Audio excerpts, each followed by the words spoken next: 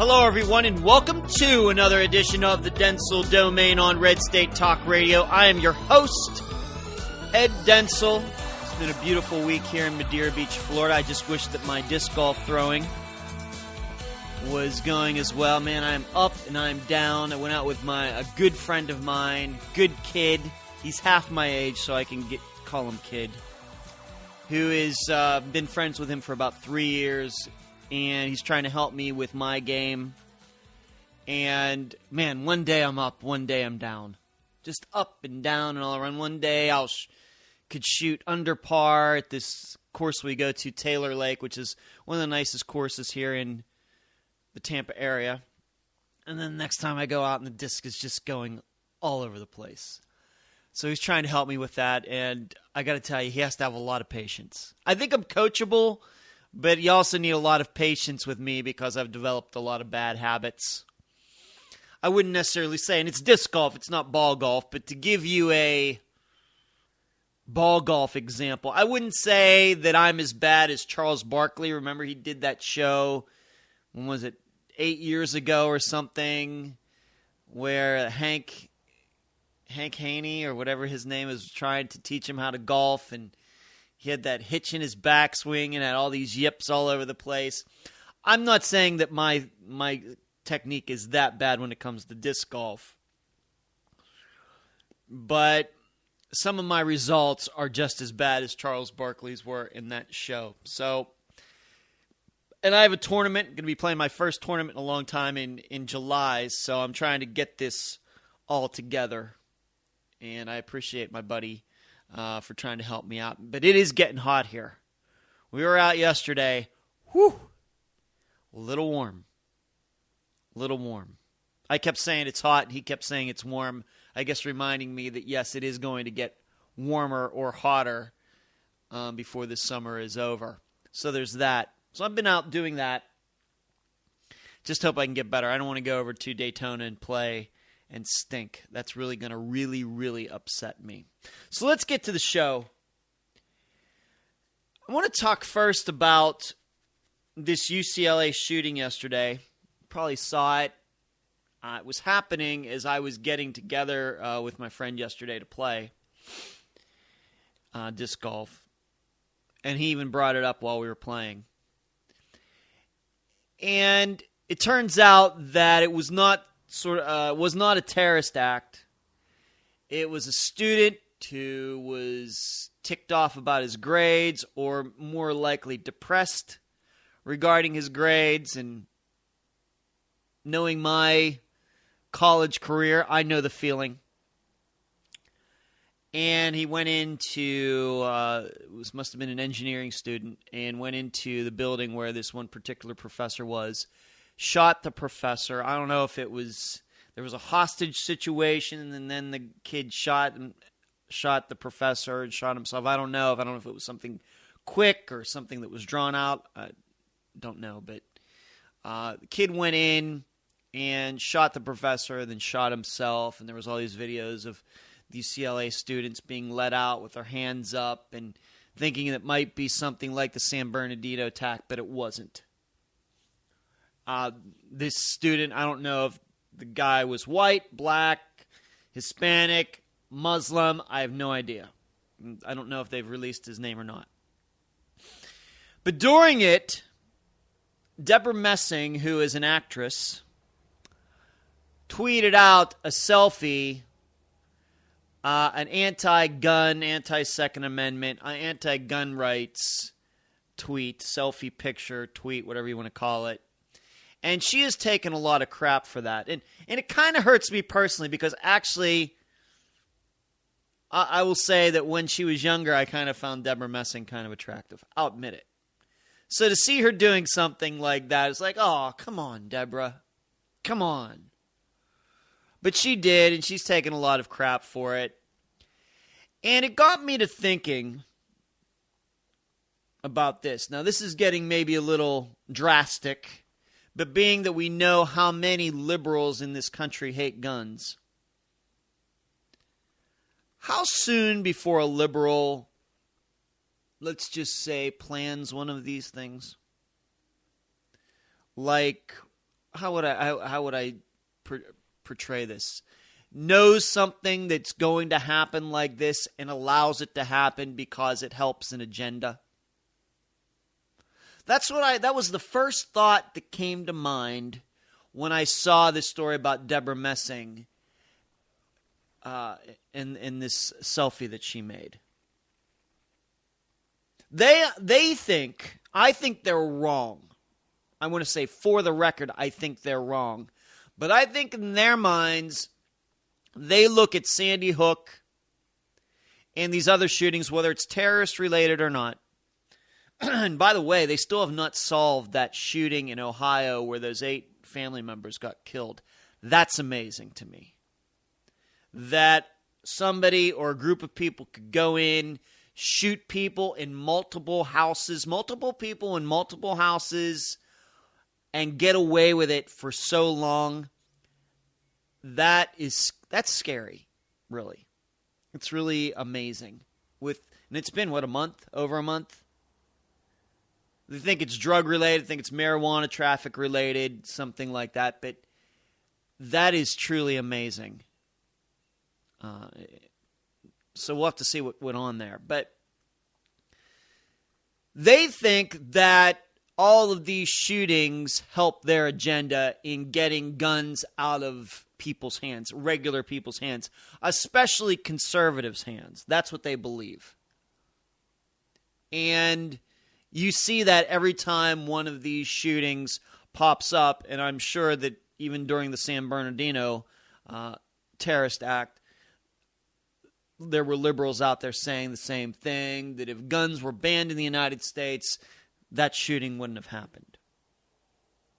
Whereas we as conservatives, if you look at the evidence, if you look at the statistics and trends, we know that as gun ownership has gone up, murders have gone down, mass shootings, they happen mainly because of, for example, in this case at UCLA, somebody who just isn't in their right mind, somebody who's gone off the deep end, and I don't know how you predict that with anybody. And because for every person it's different. But the evidence shows that murders have gone down as gun ownership has gone up. Although I do have a story here about 2015 about how there was an uptick in the mortality rate in the United States. So given that, and given that liberals think that mass shootings make it more possible to get guns out of people's hands, how long before some liberal kook puts together a kind of shooting that they believe would finally get guns out of people's hands?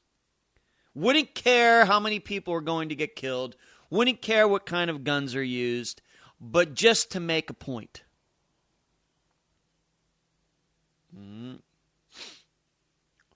I mean, we can look at other political issues where we know that liberals have lied and faked paperwork and faked science in an effort to push forward their agenda. What is to stop them from wanting a mass shooting to happen to advance their agenda? I don't think there's anything. We already know, for another example, we already know that environmentalists have tried to kill lumberjacks, people in the logging industry. You can see several stories out there about that. They don't mind. Hey, liberals don't mind if people get killed as long as liberals are forcing their agenda. They don't care. That's why liberalism is just an extension, is just another word for socialism and communism. No different in Nazi Germany or Japan or Soviet Union or China, everything else. The state is all that matters. And if people have to die in the process, way it goes. Even if it is planned. Not by accident, but planned. Just like in the Soviet Union with the purges. Those were planned. We're just going to starve some people. Sorry. This is what is in their heads. Now, I'm not saying that every liberal thinks about it that way, but there are enough kooky ones out there who I think do think it that. I'm sure that there were liberals who woke up today hating guns and trying to figure out a way to get guns out of people's hands and doing it by some of the most nefarious means necessary. Cooking up all these scenarios. Well, how do we do this? That's happening every day. You know why? That's just the way people are. People want stuff. They want to get their way. They need things. And if you don't have any sort of guardrails, or those bumpers they put in, like when they let children bowl, they put the bumpers in the gutters so the ball never goes into the gutter, the ball continues to go down the alley. If you don't have any guide rails or something like that, it's amazing where your mind might go.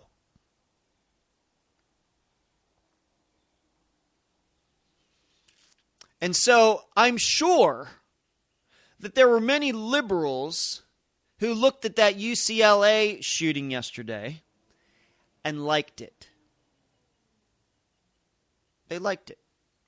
They like it because they think it advances their agenda. Like they think, awesome, another shooting. Maybe we can finally make waves this time. Maybe we can get guns out of people's hands. And when you start thinking like that, there's no going back. If you actually believe that death and murder needs to happen to advance your agenda and to maybe even think about planning it to advance your agenda, I don't think that has any place in a representative republic. You got to remember, we as conservatives, we people who believe in gun rights, it's the opposite. We don't want people to have guns because there are violent people out there. We have guns is because we know human nature, that there's probably going to be violence somewhere down the road. And before it happens, we want people to have guns. I know it's become kind of the opposite these days. But that's because this country's 200-some years old. We are the ones who realize that evil exists in this world, and we have to protect ourselves from it, even if there's never been a murder committed in the United States, even if there's never been a terrorist attack in the United States, even if.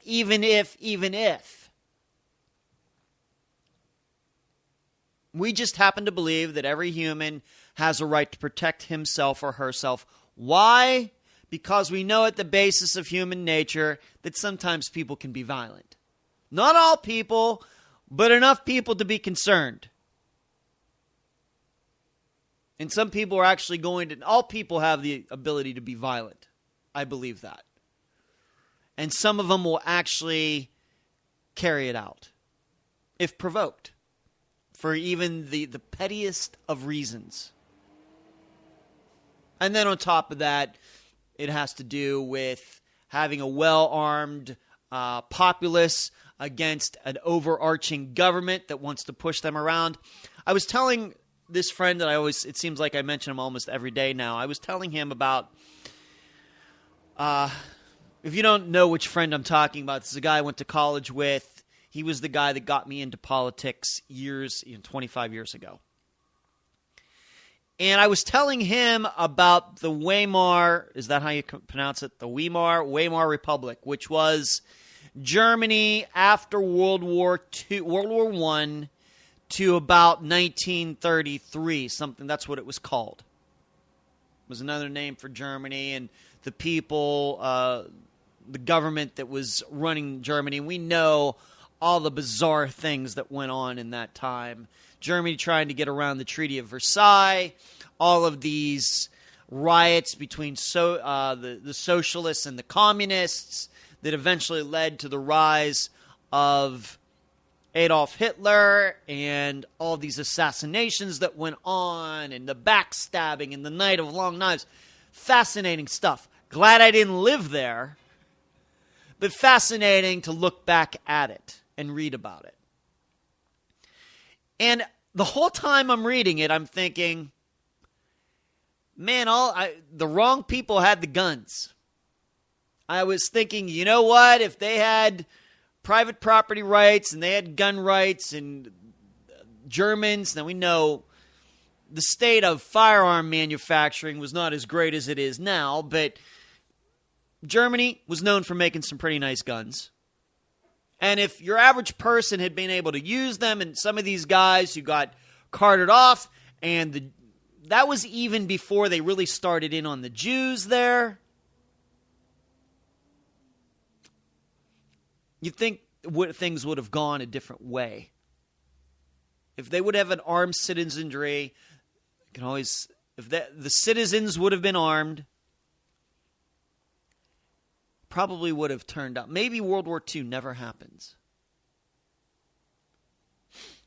And at least most of those Jews never have to die.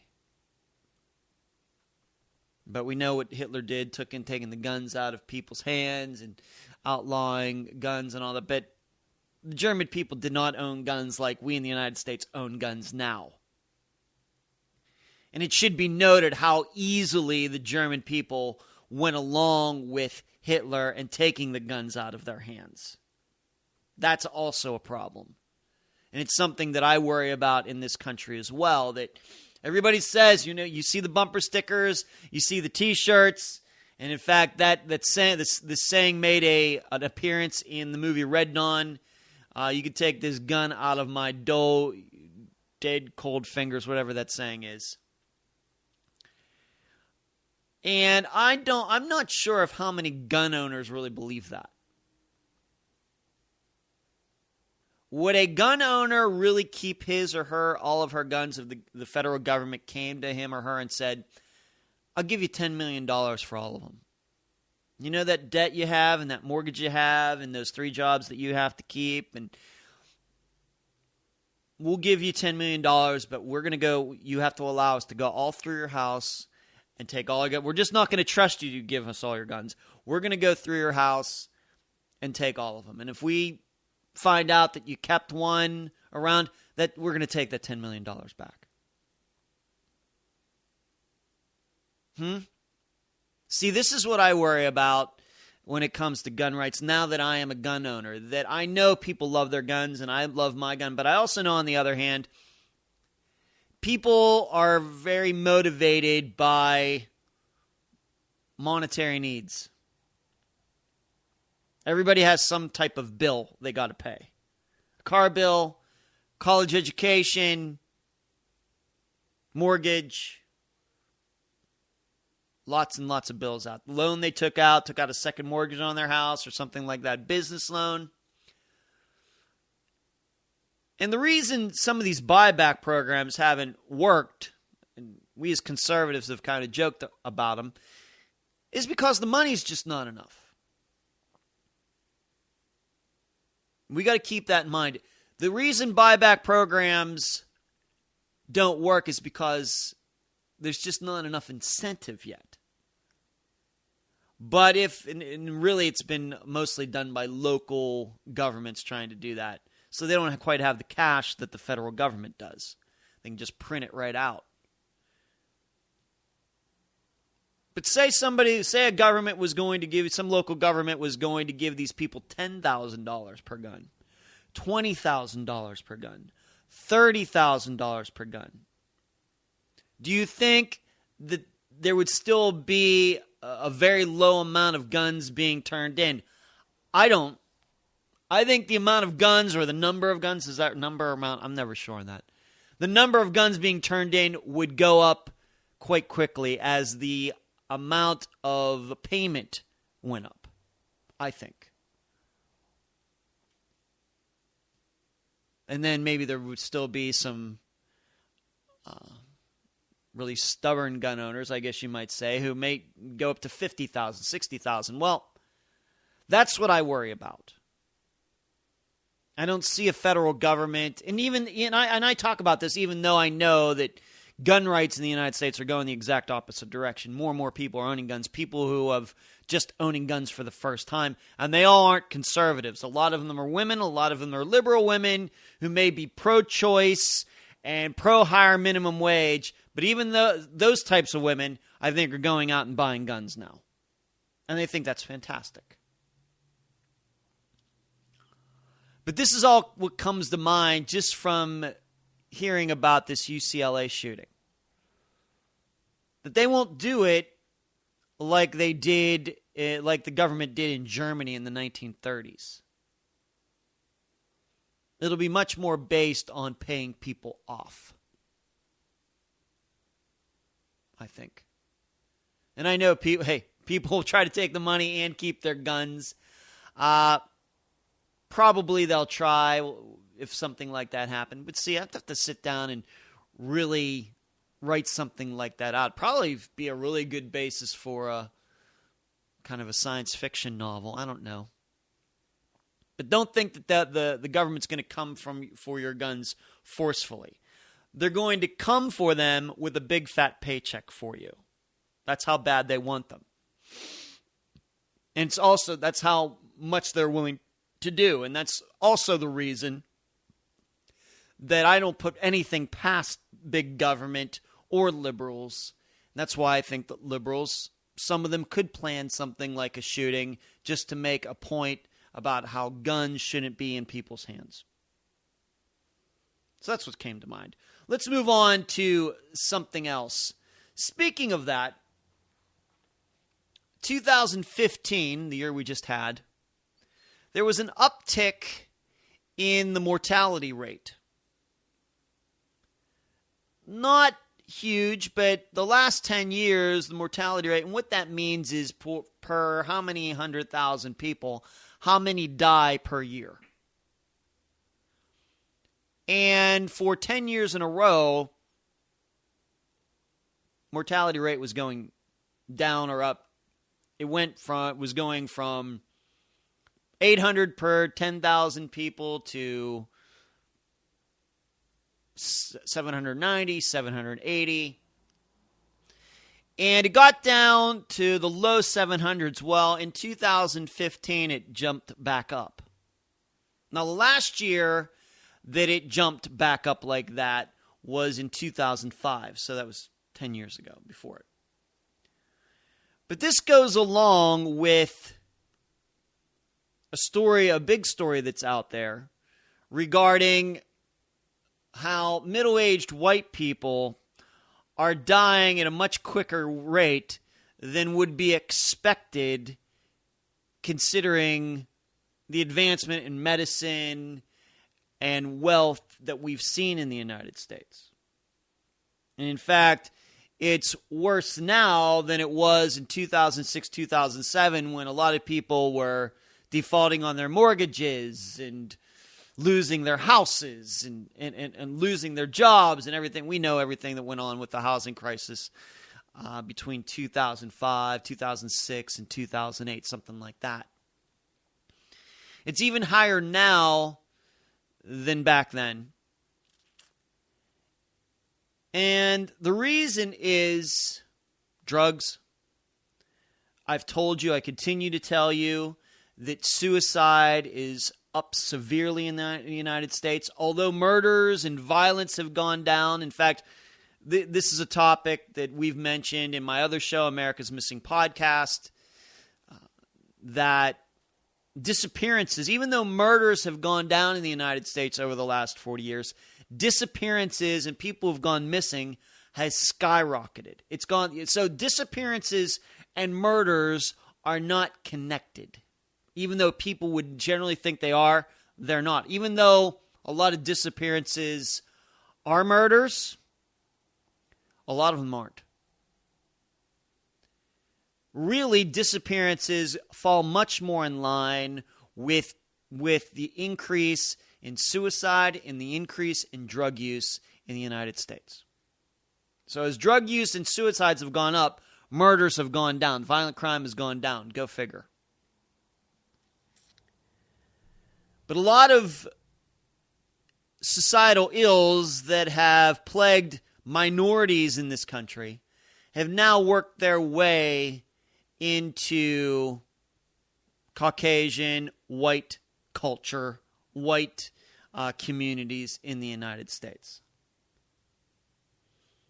And that goes along, I think, with this story about how the mortality rate got worse in 2015.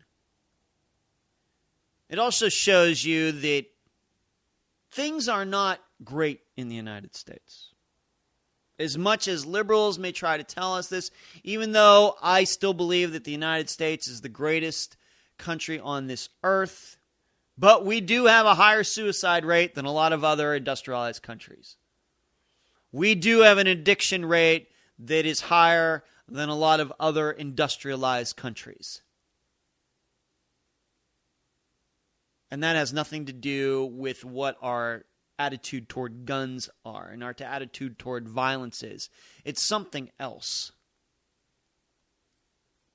I would say that it is an attitude of, once again, our big government, our overarching government, that is just depressing a lot of people. I think that we don't have as free a society as we did years ago. Even though a lot more and more people want that security that comes along with some sort of safety net of Social Security and Medicare, Medicaid, food stamps, as those things have gotten bigger, it seems a lot of people's situation has gotten worse. It seems. Has a lot to do with what is going on with unemployment in this country and how I still believe that the unemployment in this country is understated by quite a bit. And that could also be the reason that middle-aged white people, both men and women, are dying at a higher rate than they have before. People not taking care of themselves. And I'm not going to stand here and blame this all on Obamacare because that just started happening within the last few years. These people are dying from medical issues now. It's probably stuff that's been going on for a long time. Although I do predict in the long run that Obamacare is not good for medicine in the United States. It's not good for medicine anywhere in the world. But all is not rosy in the United States. And it's not just because we can't handle ISIS, and we can't do this, and we're making deals with Iran. There's something inside the United States that is terrible as well when people don't want to be here anymore. And people think that their only choice is to go to drugs, whether legal or illegal. And in fact, a lot of the suicides that you hear about have nothing to do, or overdoses you hear about have nothing to do with illegal drugs, even though I am anti-drug legalization. Have a lot to do with the abuse of legal drugs that are overprescribed, doctor shopping, getting the drugs. They're legal drugs, but getting them illegally because they are controlled by the FDA and other departments. Just having too many of a drug that you shouldn't have, taking too many of them. Maybe what happened in the case of Prince, and we know of other famous people who have overdosed on legal drugs. They didn't mean to kill themselves, but they did.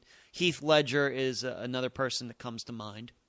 I don't believe he wanted to die, but he was on all sorts of legal drugs that he shouldn't have been mixing, and there you go.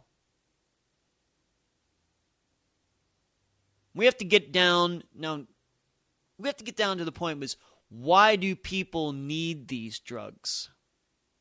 What is it within what's inside their minds?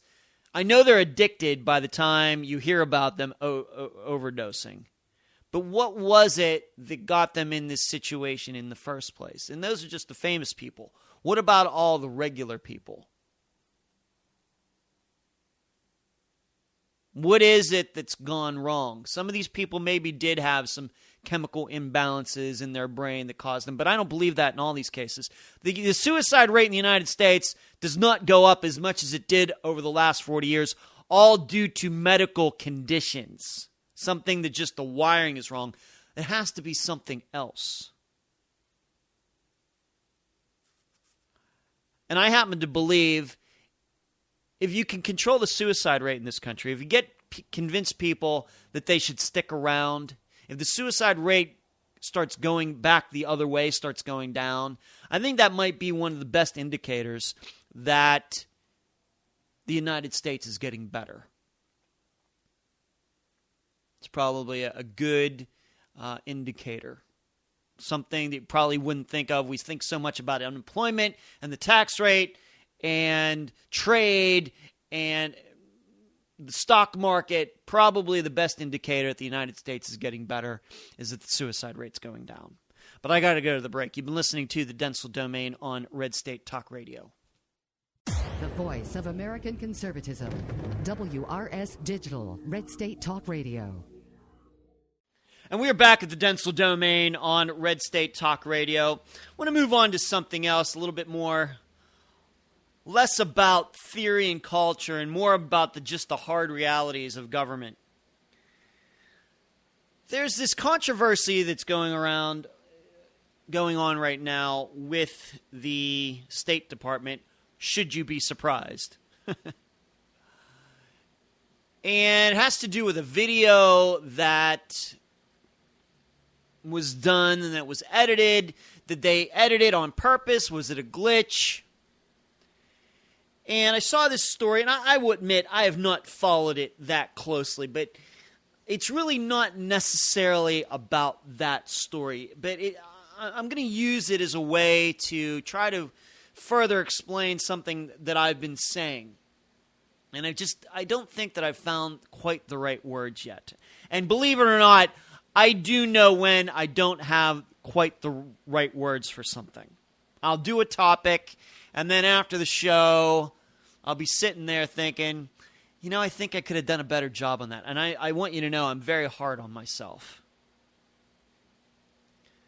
I'm always trying to improve and looking for the right words and better analogies, better explanations, because that's what I believe that's why I believe the conservatism hasn't been as successful as it should be. I think we're still looking for the right words. I think we still need better arguments for why we think the way we do. And I think that we've gotten a little too comfortable using the same analogies over and over and over for the last 25 years.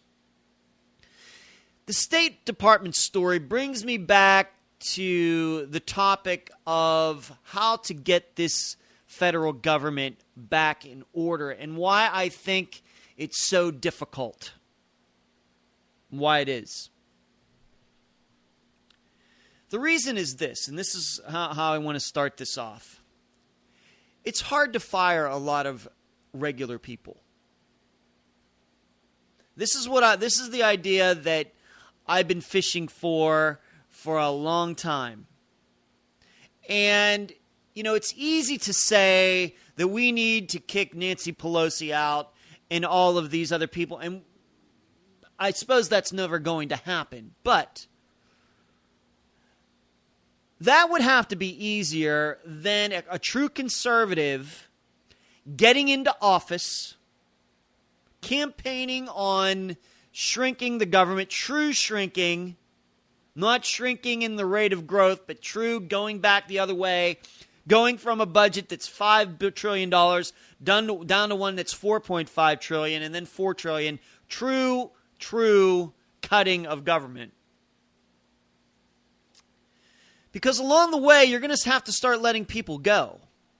Because it's not like, well, let's put it this way. If we're true constitutionalists, then some of these departments, a lot of these departments shouldn't be there anyway.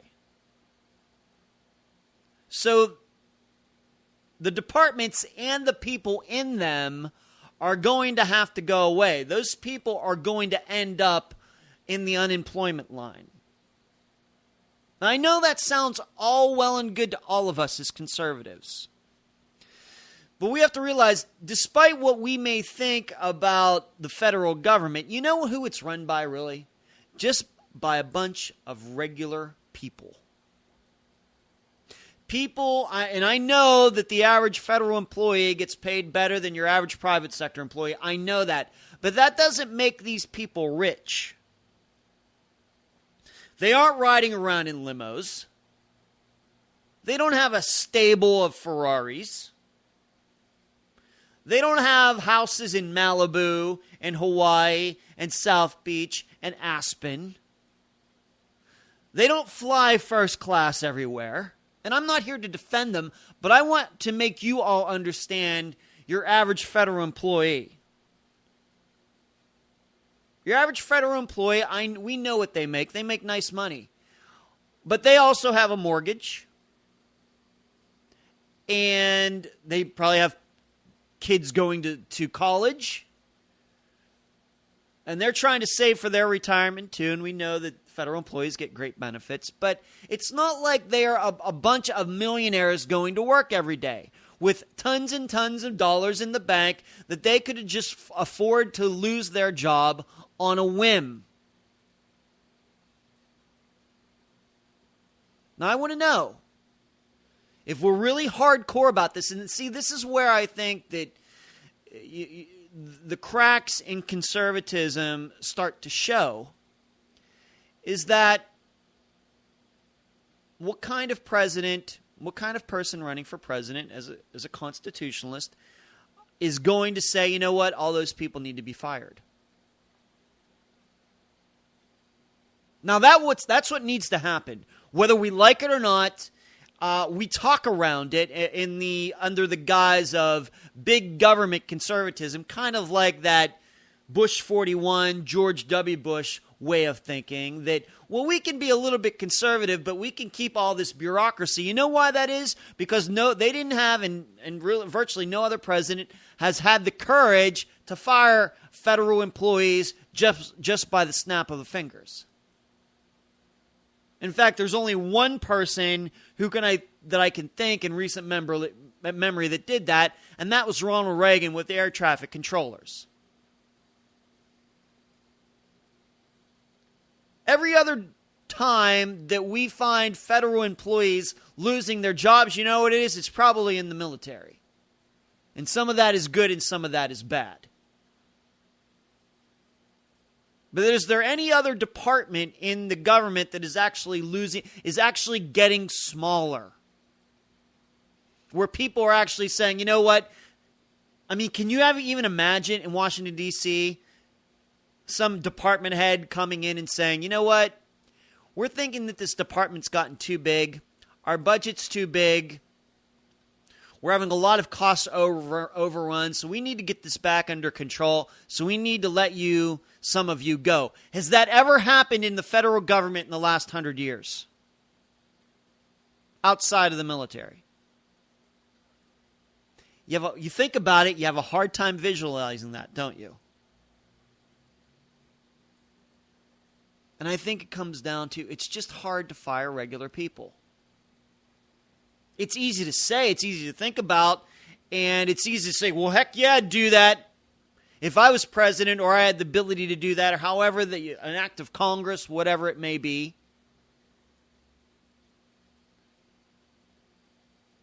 But I'm just wondering if we as conservatives are hardcore enough. It's easy to talk about getting rid of a bunch of rich politicians who weren't rich before they got into office and then got rich somehow, wink, wink, nudge, nudge. It's easy to talk about that. It's easy to talk about voting out this politician, that politician. But when you actually have to look a regular non-politician in the eye and say, you know what, we got to let you go, no matter how good that employee was.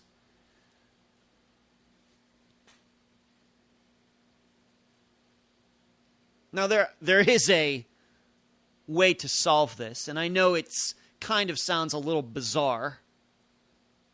There is a way kind of to solve this.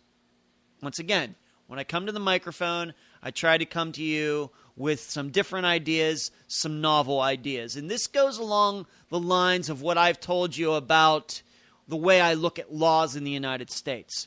If the Congress and the states and local governments were to somehow just magically, it would be a miracle, were to say, you know what, we're not going to pass another law for the next 100 years. Yes, we're going to elect representatives, and we're going to manage these departments, and we're going to oversee this, and we're going to oversee that, whatever our constitutional duties are, but we're not going to pass any more laws.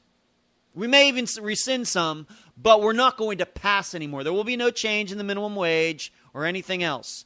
But we're going to keep the minimum wage where it is, as much as you may not like it. That alone would cause an economic boom in the United States that you've never seen, because it is the threat of more regulation that hurts business. It's not necessarily the regulation that exists right now. It's the threat of more, because people will adapt. You can adapt. You can do this. You can do that. But if you're always thinking, well, you know, they're going to have me run to this marker, and then they're going to say that's the end, but then they're going to make me run again, at some point, people are going to start thinking, I just got to stop running. Imagine if you're a marathon runner, 26.2 miles, you get to the end, and they say, oh, no, wait a minute, you got to run another mile. So you run to 27.2. And they say, no, the race is really 28.2 miles. At some point, that runner's just going to say, the heck with it. And this is what's going on in the economy and I think our culture in the United States right now.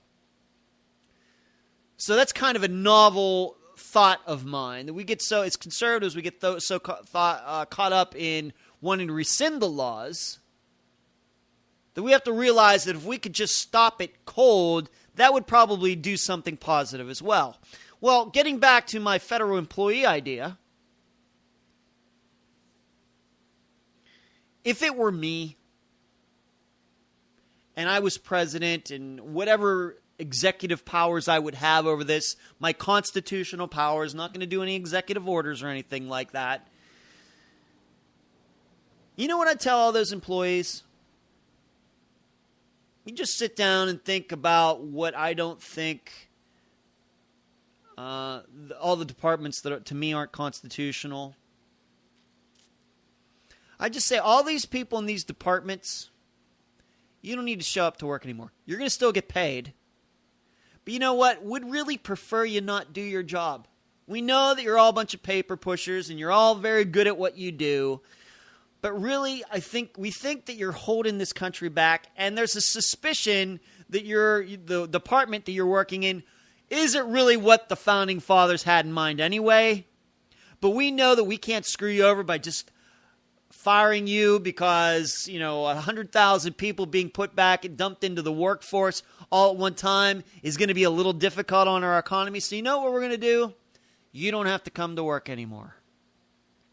And all those regulations that you're supposed to enforce, it's not your responsibility anymore. We're just going to let it go. Now, I know what you may say. You mean you'd actually pay people to not come to work? Yes, that's the point we're at regarding our federal government, and dare I say it, a lot of state governments and local governments too. We'll pay you to do nothing. You can sit at home, you can eat bonbons, you can play video games, you can cheat on your husband, you can cheat on your wife, you can go on that vacation you've been looking to do. We just don't want you to do any more government business.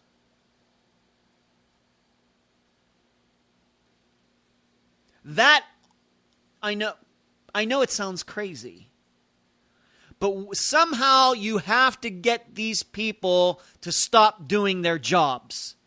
Unfortunately, my idea is that, you know what? They love pushing people around. They're regular people, but their federal employees are no different than private sector employees. You give them a little power, and they're going to run with it. They're going to. Once again, because it's in human nature. And it sucks. So the way I figure it, if you can just keep them home, you don't have to turn on the electricity. You don't have to air condition the buildings. Just lock them up. Lock these buildings up where these people will be working, and none of the federal government's these jobs get done. And so you'd have less oversight on business, less oversight from OSHA, less oversight from the EPA, less oversight from the IRS, less oversight, less regulation, less laws, less people looking in your backyards, less people going into your yards and seeing if you've done something to a pond in your yard.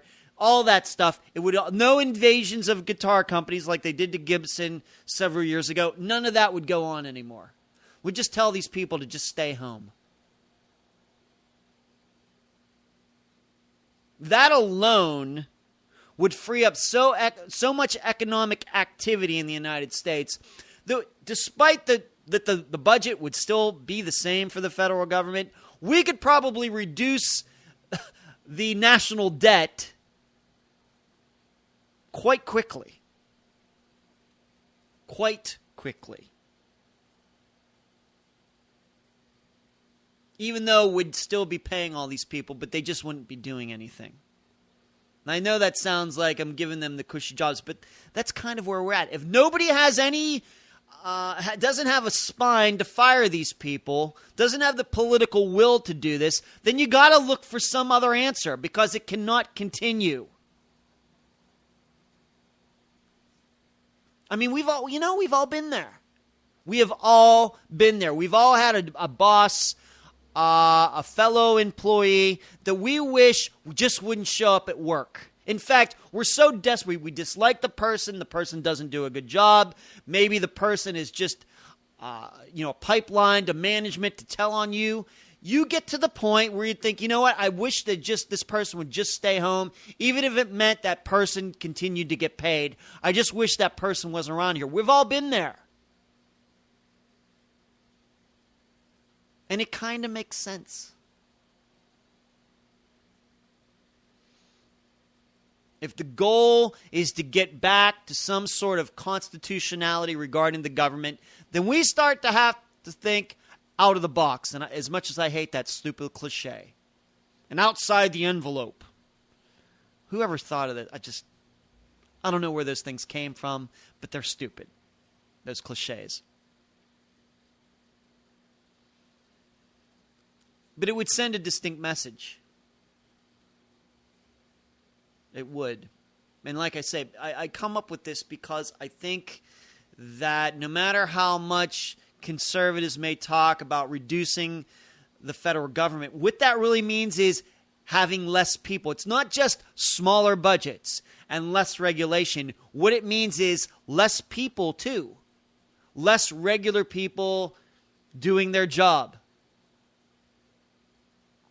That's what it means. So which one of you politicians wants to go in there and fire these people? Look them in the eye and fire them. Not too many people want to do that. And dare I say it, a lot of private sector people, as much as they're outraged about what goes on in the federal government, then have a problem doing it too. Go in and looking these people in the eye. I personally would not, but that's me. I can be somewhat cold-hearted. I tell the story that I worked for 7-Eleven for 10 months. I fired 11 people. That's a true story. Simply because I just don't put up with certain things. But it's also maybe on the reason why I've gotten to this point in my life where I hate trying to manage people. Manage ideas well. People, not so much. So I tend to be cold-hearted and say, you know what, you're not doing your job. We just don't want you here anymore. Sorry. I know you have a mortgage. I know you have kids in school. I know you have your bills. But that's the way life is. So are all of you who are so crazy about getting the federal government reduced, you ready to do that? You ready to tell a bunch of average people who really technically have done nothing wrong, they just happen to be in jobs that are in departments that are probably unconstitutional. Some of them might even be conservatives, but they still they show up for these stupid jobs. Are you ready to put them back on the unemployment line? And are you ready to tell these people, you know what? Yeah, you might default on your mortgage. And your kids, yeah, they may have to drop out of school. Because that's probably what will happen. Just a thought. Let's move on to... And so, regarding this State Department story, that's just what I thought of. People, just regular people, editing a video and then claiming that it didn't exist or it did exist and it was a glitch. No, we did it on purpose. Now, those people might be a little easier to fire. But there are a lot of good people working in the federal government. It's just they're killing the rest of us. That's just the way it goes when the government gets too big. One more thing. This might be the last thing for tonight's show. Did you see that the PGA is... I managed to go all this time without talking about Donald Trump. You don't know how much I enjoy that.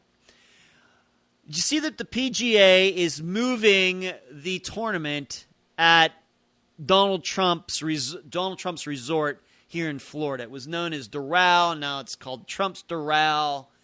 And I think the course is called the Blue Monster, right? I think that's Blue Monster, correct? I think that's what it's called. But the PGA next year for 2017 is going to be moving that tournament from there to where?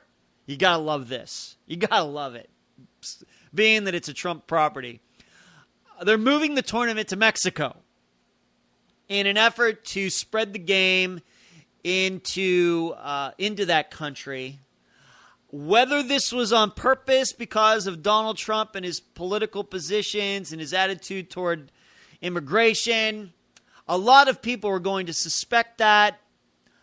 It may even be true. The PGA is never going to come out and admit that. Being that I've been following golf for several years, even though I don't play, the truth is, just from a facts point of view, is you'd think that there would be more players from Mexico, given that the United States has the largest golf membership in the world. And golf continues to be one of the most popular individual sports. It is the number one top individual sport in the United States. But you find very, very few golfers from Mexico. You find them from Argentina and Venezuela and some other South American countries. But Mexico, right next door, really not that many. And very well could be the PGA has been thinking about doing this for a while and now has decided to do it. Now, there's another point to this, is that tournament has had a problem. And it's somewhat of a big tournament, and it's a beautiful course, as you can imagine. And Donald Trump has done a nice job in fixing that place up, and I'll be honest with that. It's much different than it was 10 years ago. And it's gotten better. But the problem is the tournament has had a problem getting a sponsor. Now, once again, that may be because Donald Trump. However, it's been trying to get a new sponsor for a while, even before Donald Trump started running for president. So I don't know if it's sponsors just didn't even like him before he started running for president, or now that he's running for president, they really, really dislike him. There are going to be conspiracy theories that run all over the place. The Trumpsters are going to think that it has everything to do with his attitude toward immigration. The PGA is spitting in his face and even making fun of him by moving it to Mexico. There are going to be others like myself that think that probably there are some business motives for this outside of Donald Trump's political positions. But I leave you with this. If Donald Trump can't help, being the billionaire allegedly that he is and all this worldwide influence, if he can't get a sponsor for his tournament at his place, if he can't help the PGA do that in the preceding years, and he says that he can do anything, and you know most golf tournaments have the same sponsor every year, this is one of the ones that doesn't. If he can't do that, then how is it that he's supposed to get a fence built between us and Mexico? Surely getting a sponsor is easier than building a wall. I want you to think about that. But you've been listening to the Dentzel Domain on Red State Talk Radio. You can go to Podomatic, SoundCloud, YouTube, and Podbean to hear all of my old Red State Talk Radio shows. You can also go to edwarddentzel.com to allow that to happen if you want to do that. Facebook and LinkedIn, you can find me both of those places. Email me, edwarddentzel@reagan.com. Twitter, Dentzel Domain. edwarddentzel.com/book. You can download the first chapter of my next novel called The Comebacks. You can check out my other show, America's Missing Podcast. No politics there, just about disappearances. But it's been a pleasure talking to you tonight. You've been listening to the Dentzel Domain on Red State Talk Radio.